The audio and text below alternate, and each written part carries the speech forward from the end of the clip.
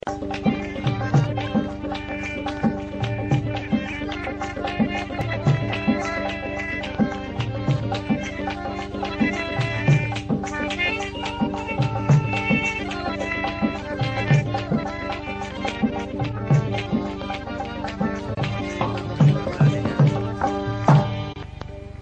माण्हू पंहिंजे महबूब खे चवणु लॻो मुंहिंजा महबूब मुंहिंजो तोसां प्यार आहे, कुझु सोच ॾिसी पंहिंजे महबूब खे छा पियो चए, मेरी मोहब्बत ना कर न तू धार दिलबर, एड़े जीवन को पीछे में कूचा मार दिलबर, एड़े जीवन को पीछे में कूचा मार दिलबर, मेरी मोहब्बत ना कर न तू धार दिलबर, एड़े जीवन को पीछे में कूचा मार दिलबर, एड़े जीवन को पीछे में कूचा मार दिलबर।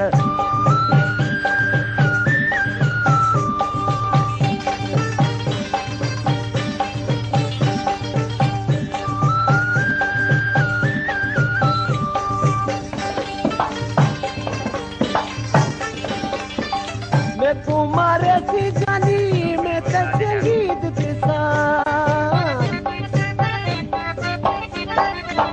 मैं कुमारे सी जानी मैं तो शहीद दिसा, मैं कुमारे सी जानी मैं तो शहीद दिसा, कोनी को केदा खतरा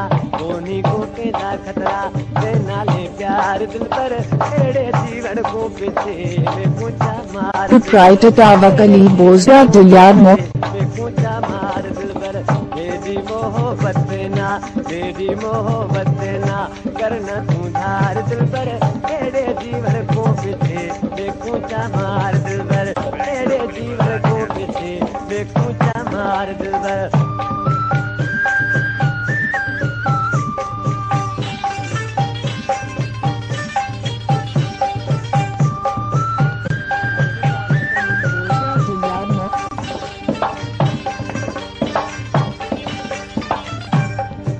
अब्दुल फता चना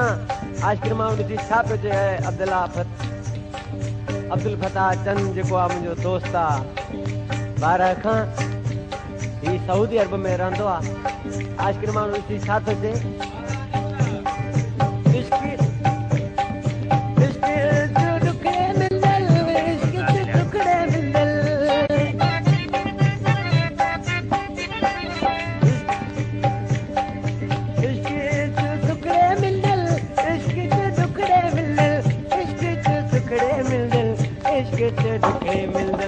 आसा पो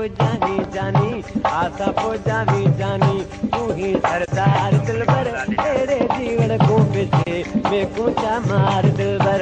एड़े जीवन को पीछे में कूचा मार दिलबर, मेरी मोहब्बत ना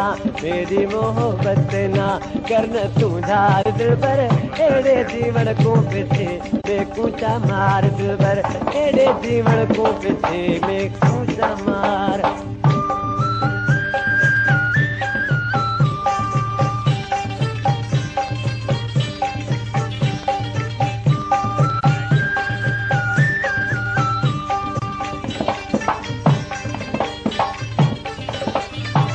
मोहड़ा ने काल हाजी कमर को कैद की थी,